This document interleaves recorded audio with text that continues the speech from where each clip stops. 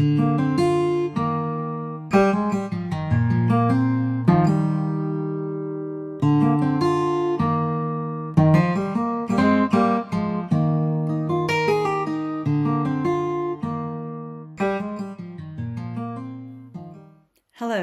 and welcome to the third session of this series of presentations on the areas of development captured within the Neurodevelopmental Profile Wheel. Today, I will be discussing sensory development. As a review of the terminology I'm going to be using, first we'll start with neurodevelopment, which is the term that refers to the brain's development of its systems and its networks, which is the influence that tells us how we think and process information. So this will include our ability to learn, our reading, our memory, our attention skills, everything that our brain does. There are different neurotypes within neurodevelopment, and a neurotype is a person's unique way of thinking, learning, and communicating. And this, again, will determine the way that their brain processes information. There are two specific neurotypes that I will be discussing. One is neurotypical, also known as predominant neurotype or neuronormative, which is when a person thinks and processes information and behaves in a way that is expected within their culture. So our society, as it is set up right now, is set up to support neurotypical people. The other neurotype is neurodivergent, which is people who aren't neurotypical. And that's when a person's brain develops and functions in a way that results in them thinking, processing information, and behaving differently to societal expectations.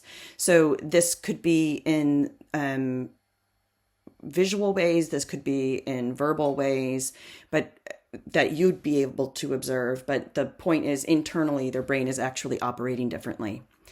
And both of these neurotypes together create neurodiversity. So when we have a mixed group of people with mixed neurotypes, we have a neurodiverse group of people. I mention this because neurodivergent and neurodiversity are not interchangeable, and they should not be used that way. And I'll explain neurodiversity in a little bit more detail in a minute. So the important thing to note here is that the majority of neurodivergent people are multiply neurodivergent. So they experience more than one neurodivergence. And I have the neurodivergent umbrella there for you so that you can pause and look at this and see just what gets captured under that umbrella, and there is a lot that gets captured. And so this is something we want to be thinking about when we're presenting information, when we're teaching, when we're working with a young person, to think about the many different ways in which their brain might be processing the information we're giving them.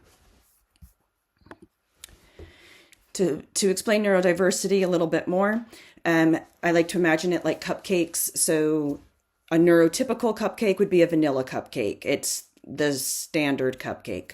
All other cupcakes are neurodivergent. So we can have a chocolate cupcake that might be autistic. We can have a strawberry cupcake that might be ADHD. There's a variety of different flavors of cupcakes out there. When we have a mixture of these flavors of cupcakes in a group, it is a neurodiverse group. When we only have one neurotype within that group, so if it was a whole bunch of strawberry cupcakes, it would not be a neurodiverse group. It would be a neurodivergent group because it would be different from neurotypical, but it would not be neurodiverse because there's only one neurotype involved. These are the areas of development that are covered in the profile wheel. We've already discussed cognitive and emotional. This presentation is on sensory, and the next presentation after this will be on communication, and then social, and then motor. The Neurodevelopmental Profile Wheel is a tool that we have to help us gather the observable evidence, the external behavior of a child's internal experience. So the only way that we can find out, or the only way that we can decide how to help a young person in a way that is best suited for them, is to try to understand what their internal experience is. And not every young person is going to be able to explain that. And so we have to use what's available to us from the outside to try to get a window into what's going on for them. So that's where we're using the Neurodevelopmental Profile Wheel. You can see there the graphic from NeuroWild. It's demonstrating that what we might see on the outside, that observable behavior, that aggression, self-injury, running away, it could be uninhibited actions in classrooms, things like that. That's just what we can observe. But what's happening underneath it that's driving that would be these other kinds of concerns, which are captured by the wheel. So dysregulation, whether that's sensory or emotional dysregulation, there could be masking going on, burnout from the amount of masking, maybe motor control skills that are very frustrating, having social misunderstandings. All of these things could be going on underneath that are changing the way that plant grows based on this graphic. So it would be changing the way that we would be seeing what that child is doing. And that's why we're trying to understand these areas of development better so that we can get a better understanding of the young people we're trying to support. It's important to note that the 6 areas of neurodevelopment that make up this person's internal experience that we're going to be looking at are the same areas of development that are looked at by an NDOS assessment for a probable neurodivergent condition. But this is not a part of the NDOS process. Okay, so the Neurodevelopmental Profile Wheel should be used pretty much as a team activity. This is something that an entire caring circle around a young person should be doing together so that they can best understand that young person's world. And at the center of that wheel is the My World Triangle for that very reason. We are looking at all parts of a child's life, the strengths and the challenges that they have in all areas, in as many environments as we can capture, to try to understand what it is that they're experiencing so that we can support their need.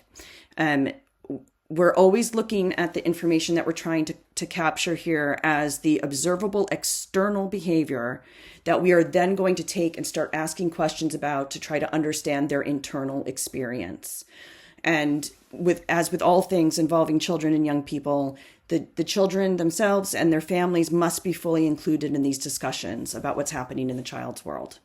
So the child's voice should always be at the center of these discussions. Today, we're going to be discussing sensory development. And so I'm going to go through just what sensory development means a little bit. Then I'm going to break it down into the science, and then we will talk about kind of specific observable behavior that you might see to try to understand what it is that we're seeing. Okay.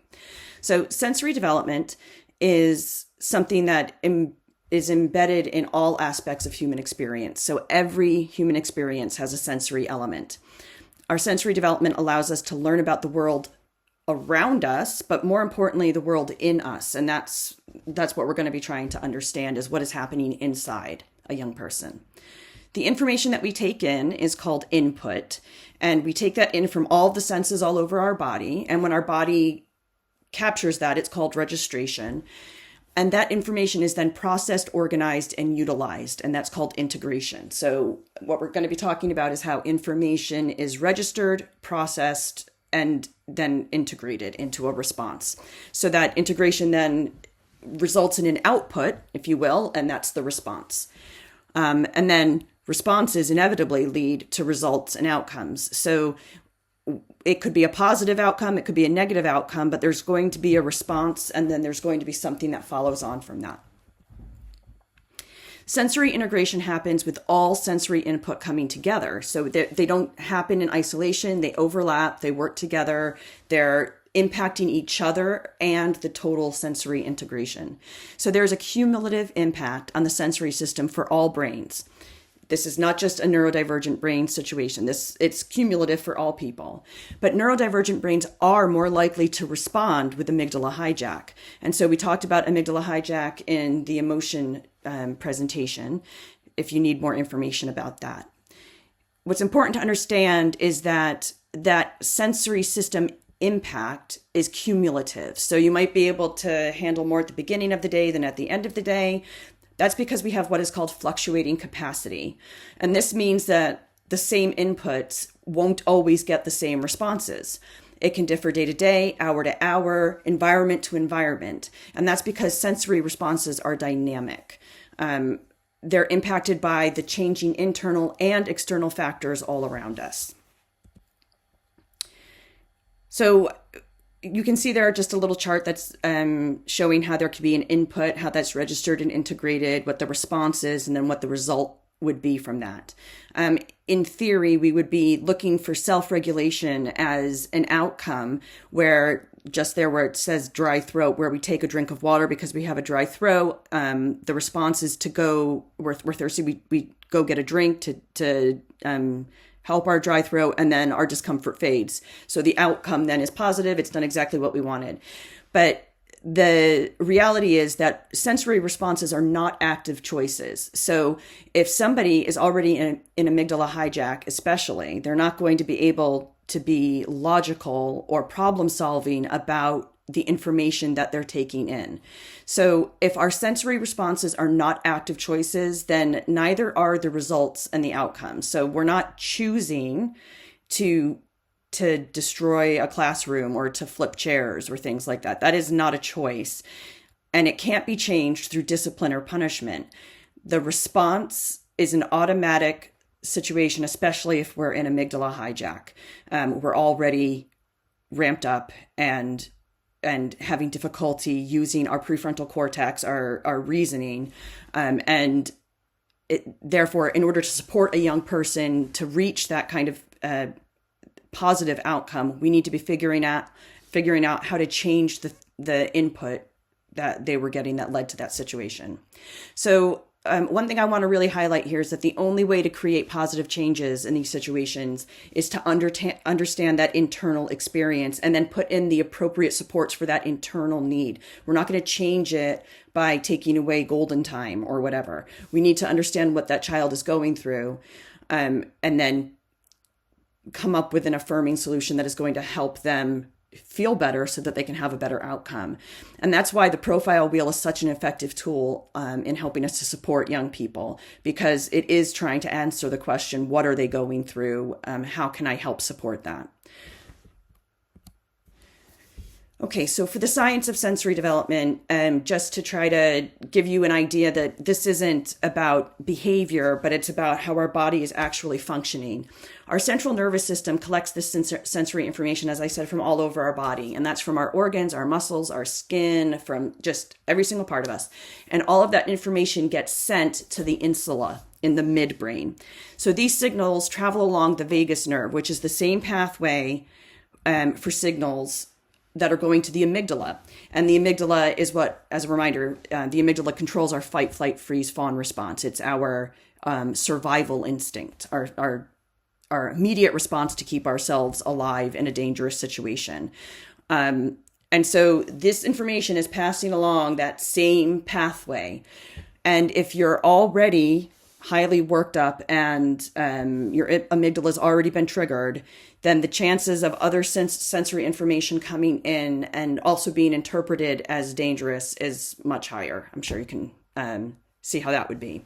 And with my little graphic there, you can see how the insula is showing, the arrow is showing that the insula is right near the amygdala. So these systems are tied. An important thing to note here is that 90% of this information, all of this information that we get, various information from all over our bodies, is filtered out by neurotypical brains. So neurotypical brains aren't getting to the point of integrating all this information. They're filtering it before they get to the integration. However, neurodivergent brains don't do that. So our brains operate differently. A neurodivergent brain may filter out more or less information, hyper or hypofiltration, and this impacts their arousal level. The arousal level is the body's ability to change alertness to match our tasks and find homeostasis or regulation. And that's an important thing to note here about what dysregulation is. When we're dysregulated, it means that our alertness level is not matching the tasks at hand. So we're not in the right state for the thing that we're supposed to be doing. Hyper and hyposensory filtration impact a neurodivergent person's capacity. And so you can only work with the capacity that you have. And therefore, it directly informs the responses to the sensory input. And in turn, this impacts all areas of daily life, mental well-being, the way we communicate, socialize, and learn. I have another graphic there from NeuroWild because I think this is an important point. Very frequently, it is said that neurodivergent people overreact to a situation, or maybe even underreact, that they don't care enough, or they're not showing that they're bothered by, like they're upset by something that everybody thinks they should be upset by. It's important to note that we process sensory input differently.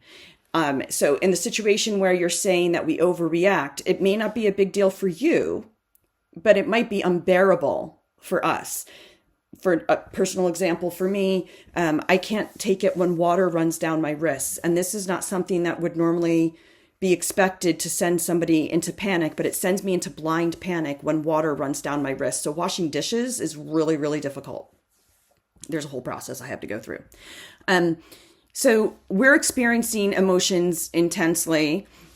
Anyway, we're taking in way more information or way less information than a neurotypical brain. So all of the information that we're working with is different.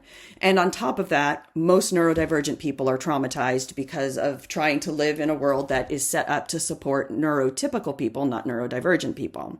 So the entire world is dysregulating for us. And when we're dysregulated, we can't use our prefrontal cortex to make reasonable, wise decisions. Okay.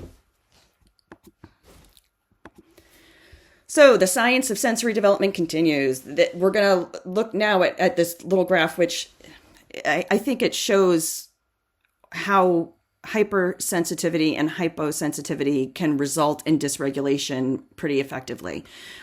Because we're filtering out more or less information, this means that we have a corresponding under or oversensitivity to the input that we're integrating. In other words, we're likely to be either really under or over alert for the task at hand. And as I said before, when our alertness level doesn't match our tasks, we're dysregulated. So this can be very problematic, especially if, as I said, it's cumulative. If you've been dysregulated for most of the day, and the sensory input keeps coming at you, it's gonna make it even harder for you to get back to that area of regulation. Our bodies want to be regulated. They are actively seeking out ways to get the right sensory input in order to find regulation and to return to homeostasis, because that's what we're supposed to be at. It's just that regulation for a neurodivergent person is different than regulation for a non-neurodivergent person or a predominant neurotype person. And so while we're more likely to have this over or under input effect going on, there are definitely ways that we can help people, young people, adults, whoever, to develop their sensory understanding and help them manage self-regulation, because that's where we all want everyone to be in the end, is to have autonomy over their own body and their own choices. So what senses do we have? Now, I know everybody is going to know the first 5 that are external, but we also have 3 very important internal senses that most people don't talk about a lot, unless you're kind of in the neurodivergent sphere. We talk about these all the time. So yes, different studies have shown that there could be as many as 53 senses, depending on how you want to break it down. But I'm only going to talk really today about the 3 internal senses, because I think those are the ones that everybody needs to have a clear working understanding of in order to best use the profile wheel. Okay, so we have our normal 5: sight, hearing, smell, taste, touch. And then our internal senses are the vestibular, proprioception, and interoception. So I'm going to talk a little bit more about those now. Interoception is the ability to sense and understand what is happening inside your own body. So my heart is racing, my stomach has butterflies, I'm really hungry, I'm feeling cold. Those kinds of internal states, those self-diagnostics, if you will, about your internal maintenance. And interoception, I talked a little bit about in the Emotion Week. But we're going to talk a lot more about it today because it really is significantly important in getting to eventual self-regulation overall. Proprioception is the input from our muscles and our joints. So it's basically how our body knows where it is in space because it's taking in like the pressure and everything around us. And it tells us when we need to adjust our position, how to move out of the way of a door or a table, to know how much pressure to apply to something. So that's an important one in terms of supporting young people with how they're hugging because they might hug too tight, or they might slam glasses down because they're not really sensing how much pressure they're supposed to apply, and how to move smoothly without falling over, which for many neurodivergent children seems to be a difficult thing to do, to not fall over.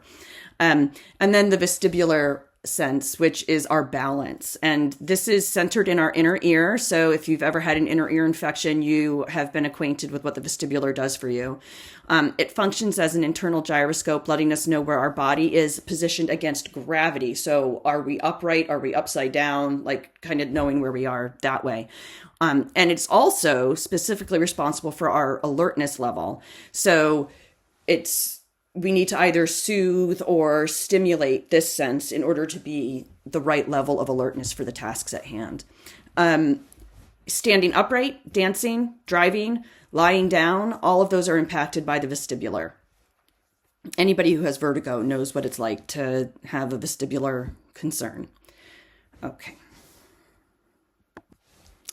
So now we're going to do a little activity. You can do this physically by standing up if you want to, or you can just imagine it, because I'm sure none of the sensations that we're going to be going through here are going to be things you haven't been acquainted for in the past. You can probably remember. But I want to get everybody in touch with their senses a little bit more to try to understand what exactly these senses are doing. Okay, so first, I want everybody to stand up and get comfortable. Then you're going to raise one foot and steady yourself again. And then you're going to close your eyes. Okay, you can stop. Sit back down, get yourself comfortable again. And now you can either write these down on a notepad nearby, or just think about it. But the idea is to really think, what was I just experiencing there? So how did you feel, or how did you know when you were comfortable? When I said to get comfortable, what was comfortable? What determined that? How did you make yourself steady? How did you keep from falling? So those things there that you're feeling there, that's your proprioception, your interoception, and your vestibular directly at work in that example. Okay, so activity B. I want you to think of a sensation that you love, like really love a sensation, and jot that down, jot down some words and feelings for it. And once you've done that, you can move on to thinking about a sensation that you hate and jotting down some words and feelings for that.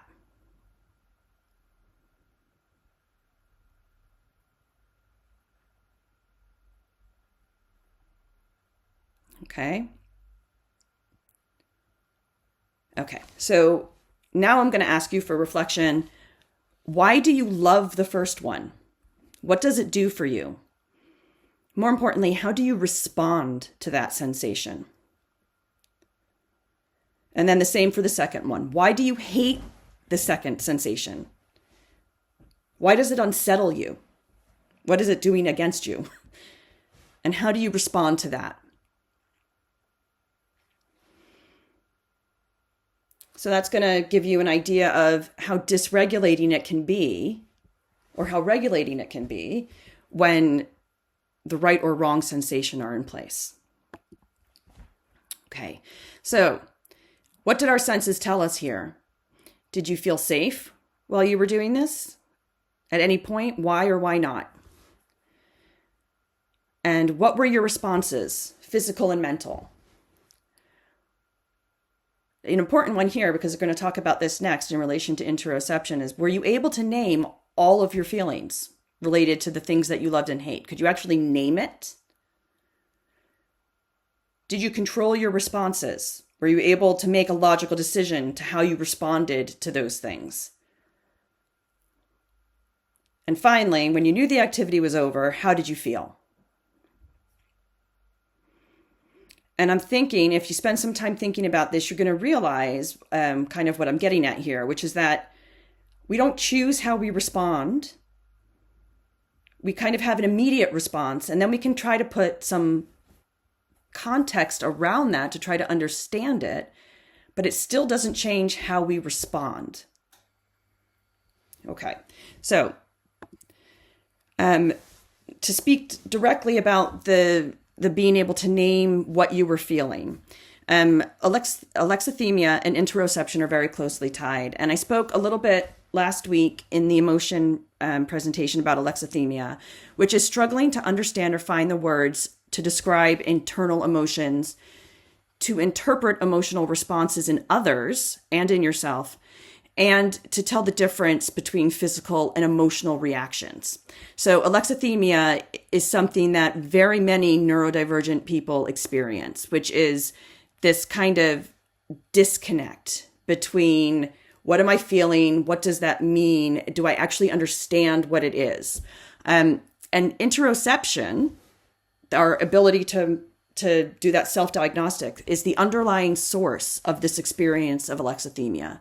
So non-affirming supports that very often get put into place kind of early on for neurodivergent young people, especially before their neurodivergence is identified, will create that disconnection. There may be a little bit of disconnection already, but non-affirming supports will further that disconnection from the interoceptive sense. And that interoceptive disconnection has significant impacts on all elements of well-being. So it's mental well-being, emotional well-being, all of our well-being is kind of tied to our body's ability to read its own needs and to know what's going on inside of it. So there's some specific information there about alexithymia, but really the point here is that alexithymia is something that very many neurodivergent people talk about wishing that they had some control over because it's so upsetting or so dysregulating all of the time. And it's important to understand that directly is related to interoception. So interoception, again, is our self-diagnostic, what's going on inside us. But as Kelly Mahler says, and Kelly is fabulous OT based in America who is really doing amazing work on supporting interoception. She says it provides a connection between the mind and the body. And so for some people, their body feels a certain way and their brain uses that information to help them identify what their body needs and what emotion they're experiencing. And we all have different degrees or levels of how we interpret these signals. But if we break that connection between the body and the mind, then, or if our young people have a connection that isn't really solid, then that's going to compromise their ability to self-regulate their emotions and their sensory environment. So the importance of interoception, again, is our bodies want to be regulated, right? I already said that they want to get back to homeostasis. So they will seek out any means of achieving that, positive or negative. And that can mean many different things that we can talk about more directly in questions if people want to. But the idea is we're not making logical decisions here. Our body is just seeking out the right input in order to get to regulation. And this interoception is really about self-awareness. And the more self-aware we are, the more we're able to self-regulate. From being very young, neurodivergent young people are very regularly told by others how they should feel, both body and emotions, and or that their innate response is inappropriate. So you should be crying right now, or it's not really that bad, stop making a big deal out of it, or any of those things. And what this does is this causes the young people to become disassociated from their interoceptive sense, which then means they become disassociated from their ability to self-regulate. So if we want to develop their self-regulation skills, we have to reconnect them to their interoceptive awareness. Okay, so sensory regulation, that's what we're all hoping for. It's what we all want. And very many people would tell you what they think sensory regulation looks like, but usually that would be what it looks like in a neurotypical person. And it's important to note that a regulated neurodivergent person looks very different, or can look very different, to a regulated neurotypical person. So again, another NeuroWild slide here. I don't know if you've picked up on the pattern here. I just love everything she does. In most neurodivergent children, good learning does not look like eye contact, sitting still, hands in lap.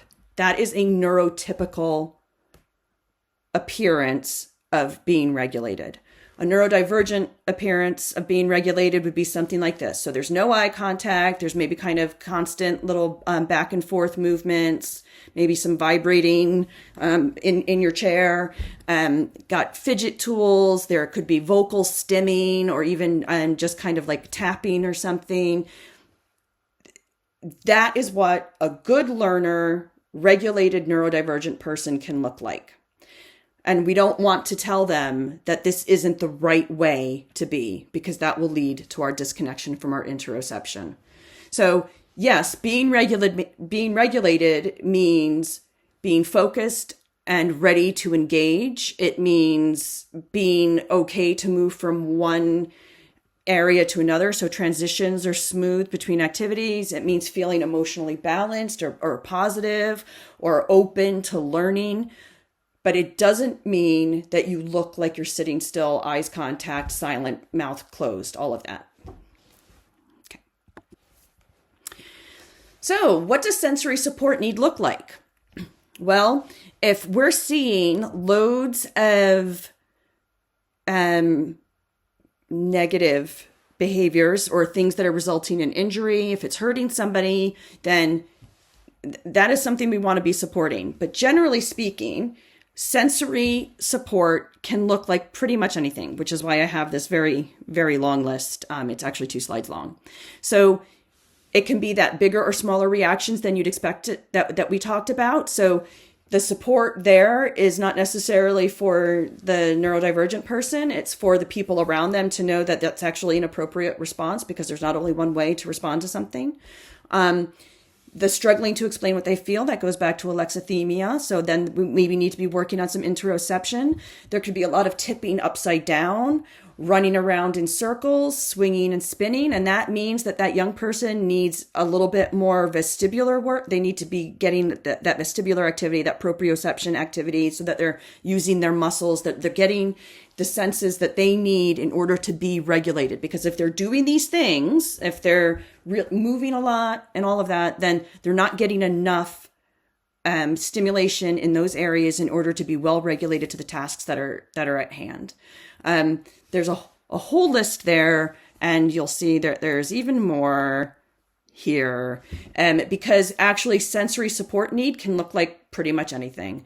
But if we're finding that a young person their external behavior is something that is dangerous to them, is dangerous to others, is exceptionally disruptive to a classroom, not that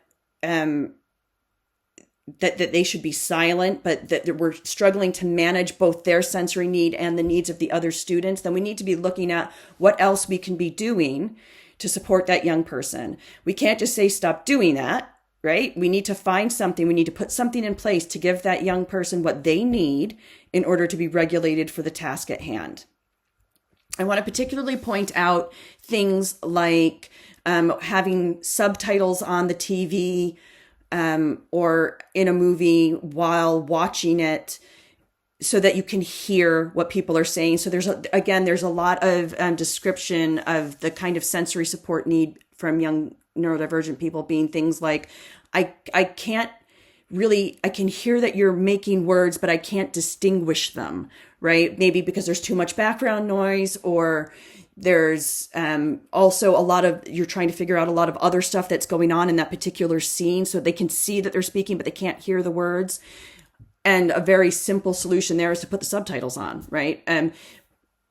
but we have to do things in a way that is meeting that young person's need, not just getting what we want out of it, which is maybe that they're sitting still or something. Okay, so all of that information that we've collected, we're going to be putting it into the neurodevelopmental profile wheel form. And this is what the sensory section looks like right now. And you can see that there's questions there, and those highlighted things in yellow, those are my notes on what kinds of things you could be putting in there. But it's important to note that this is not a yes and no section. It isn't, yes, they can focus, or they can focus for 15 minutes. What we want is examples of that. You want to be putting in as much information as possible, because the quality of the supports that you get out of it are only going to be as good as the information that gets put into it. So as much as you can. And how can we help? Well, as parents, professionals, and allies, we have to reframe the narrative around neurodivergence. So again, NeuroWild has a whole series here. That link that's there, it goes into, it shows all, it's a very long series of slides that she's created for that, or images, to look at the many different kinds of misinterpretation of understanding neurodivergent behavior. I've put this one here particularly because this one is talking about how a young person is seen as being aggressive when really, and that they're making bad choices. And I really want to highlight that with sensory response, we're not making choices. It's most of the time a fight, flight, freeze response kind of situation. So the assumption here is, but the neurotypical assumption here would be that the child can control their behavior, they're just choosing not to. And why is this an issue? Well, that's an issue because neurodivergent kids are often unable to access their prefrontal cortex, their logic, their problem solving, perspective taking when they're dysregulated, because their amygdala has been stimulated. So they're in survival mode. They're not choosing to do poorly. No child would. Okay. So we, around also wanting to support this young person and understand why they've become dysregulated, we also need to be reframing the understanding of that behavior. So we want to be able to have people say things like, this child is finding it hard to stay in control of their body when they're dysregulated.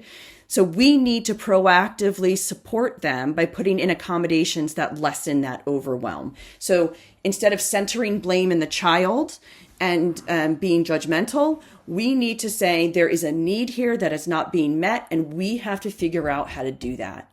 We need to make it very clear that neurotypical traits are not the right traits, and neurodivergent traits are wrong traits. There's no right or wrong way to be, and we have to challenge that whenever we see it. No neurotype superior to any other. We need everybody to learn about what both neurotypical and neurodivergent need looks like and support it accordingly. And that leads us into neurodiversity affirming practice, which is really what I've been talking about. So when we're wanting to support a young person in an area of development because we can see they're dysregulated or they're not being able to be in control of their life and their situation, then we need to say to them, okay, what is it that you want and that you need? Now, we could be direct about it. That doesn't usually tend to work. We need to do more things like the profile wheel, so that we're kind of gathering the observable evidence and going to them with suggestions. But we always need to get from them, from their perspective right now on their situation, what it is that they want and they need. And then we proceed with neurodiversity affirming practice, which is all those things there, but mostly we want to be promoting autonomy. We want to be taking a strengths-based approach. We want to be respecting neurodivergent culture and behavior. And we want to presume competence and capability, I guess. So we want our young people to know that we hear them, we see them, and we believe them, and we're here to help them get what they need out of a situation.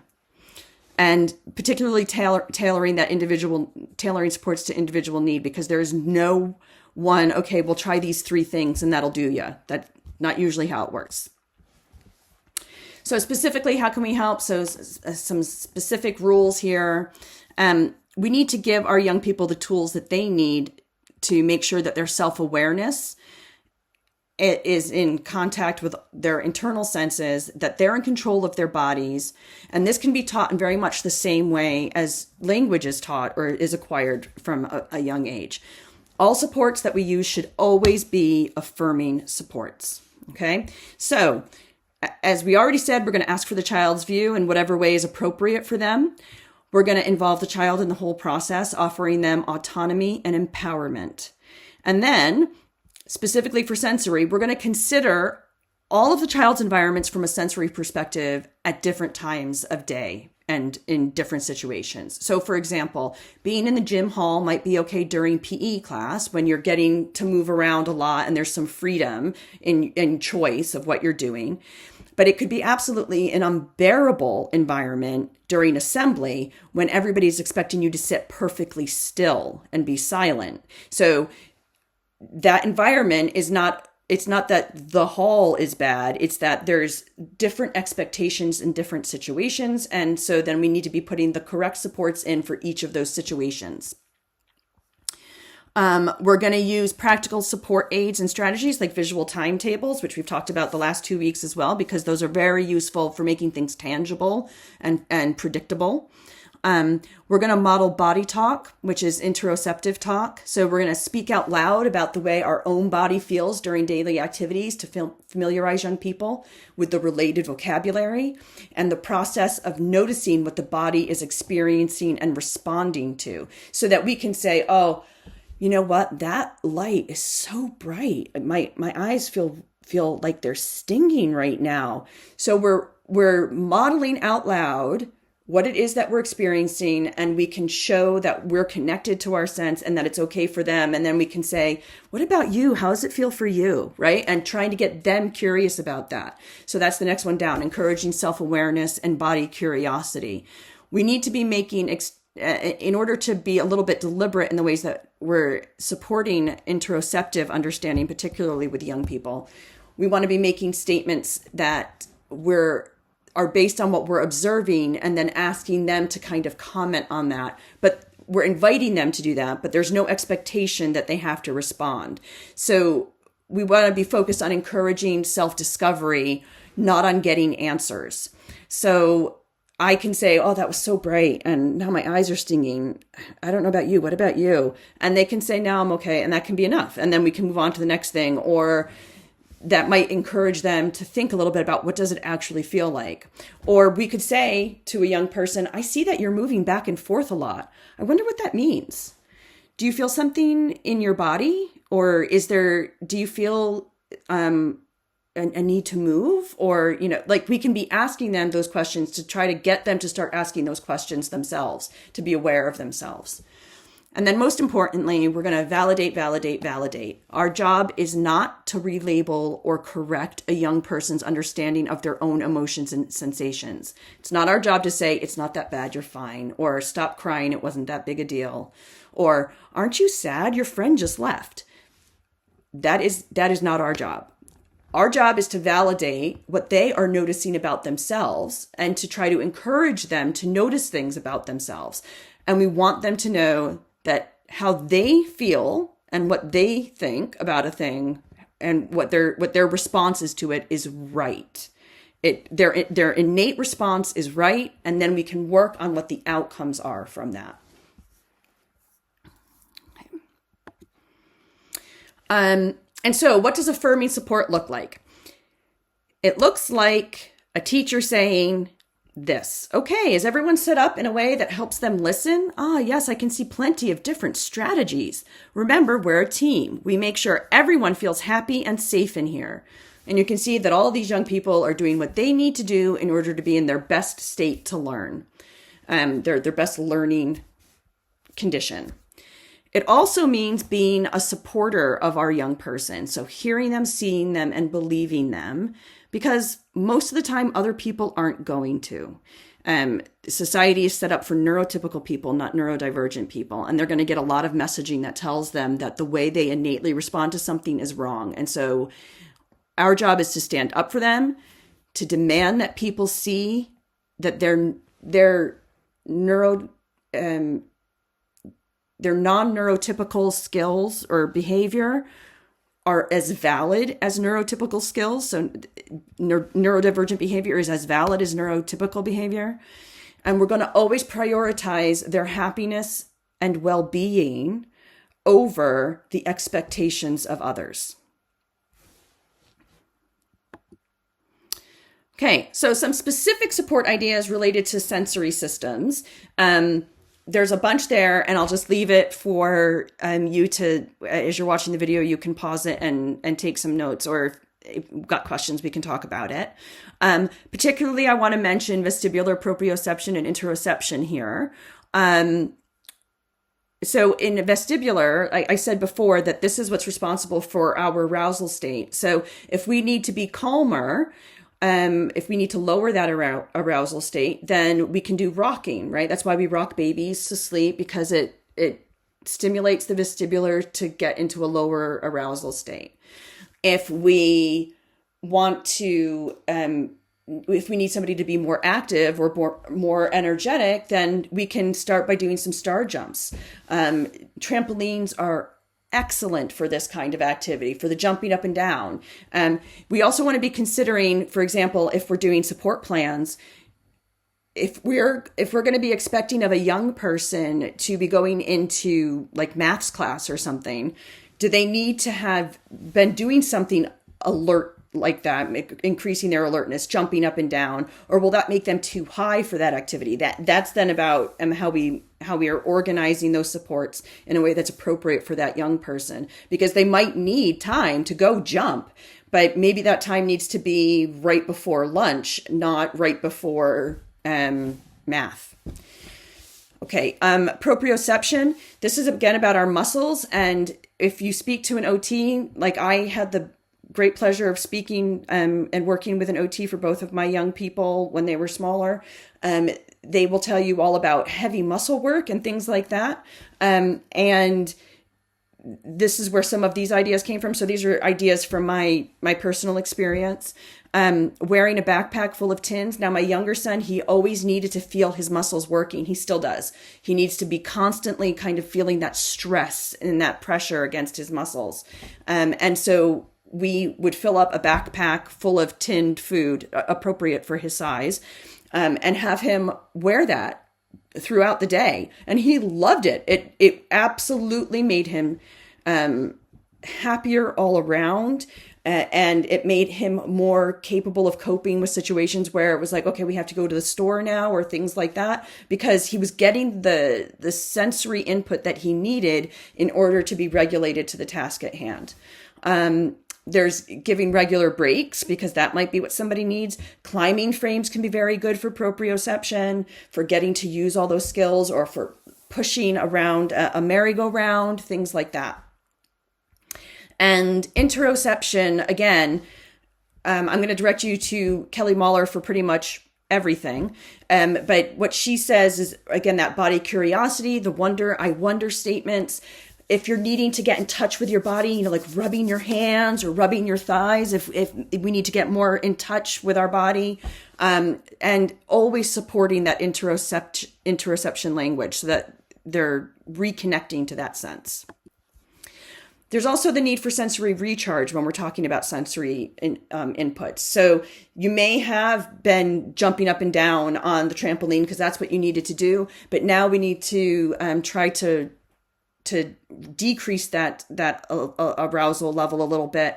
And maybe that means going into a calming tent, or going and watching a lava lamp or something. So there are activities that both help us cope with the situation that we're in at the moment, and then activities for recharging to get back up to that homeostasis, happy place to be.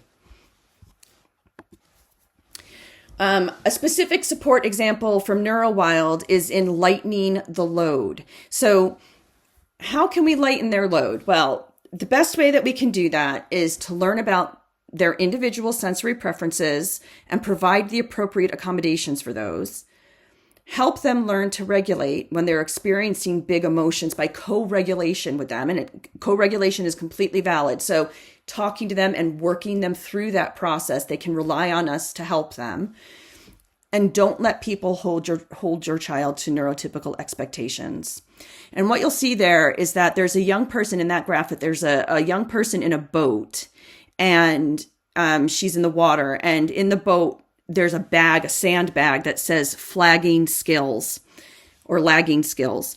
And then there's an adult on land who is taking other sandbags out of the boat. And those sandbags say neurotypical expectation, sensory dysregulation, and emotional dysregulation. And the adult is saying to the young person, let me help you, sweetheart.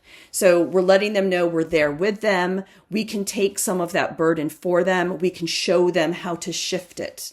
Okay. It's a very deliberate process, particularly with neurodivergent young people. Instead of picking it up by observation or experience, we have to kind of be deliberate with them. This graphic has lots of information on it. It's from Kelly Mahler again. You can find it on her website. But basically, it's showing the difference between what a compliance-based support looks like versus an interoceptive-based support.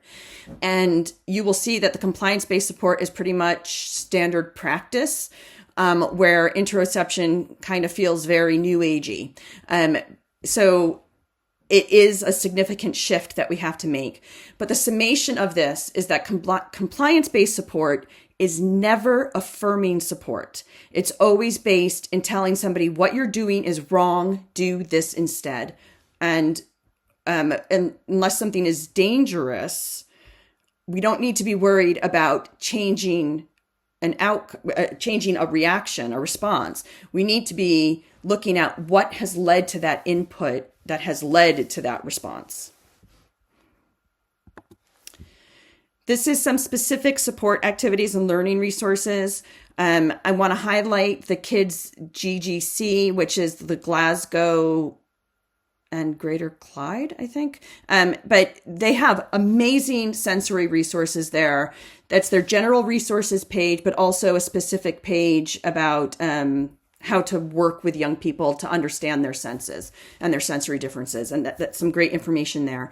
There's all of the Kelly Mahler interoception stuff, and I really can't recommend it highly enough. For neurodivergent affirming understanding, there's NeuroWild, who's a speech pathologist, and you have seen very many of her graphics today. There's Neurodivergent Insights, who is a neurodivergent psychologist, and she has great information also. And then there's the occupational therapist, who's an occupational therapist, and all of her supports are affirming oriented. Locally, we have the Pines Highland, the occupational therapy team have lots of information on our Pines website. There's the social stories and the comic strip conversations.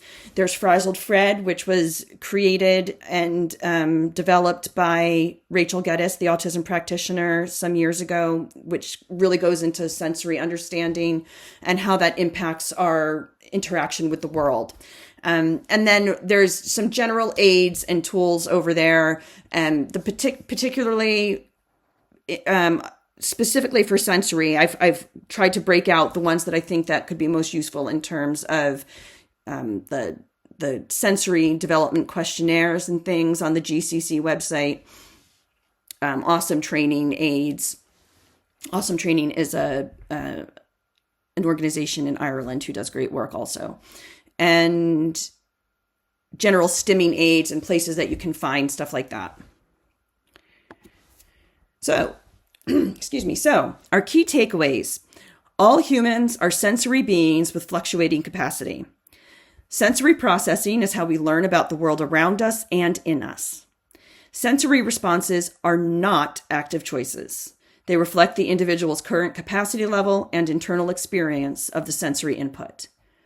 Interoception is the key to connectedness and self-regulation, and support should always be affirming of the internal experience.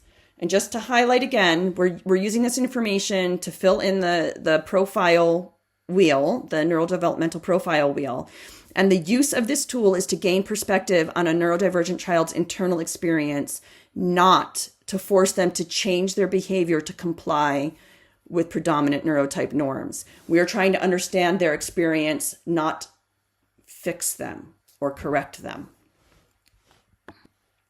So if you have any questions or if you need support, you can contact us at Thriving Families. You can also call Just Ask on Tuesdays and Thursdays between 1 and 4. There's some great information available through the specialists that you have access to at Just Ask. And through Thriving Families, you're best off sending us an email, and then we will get back to you with appropriate information. Or you can go directly to our website, which was recently updated, and we have an extensive resources section there. Thank you very much.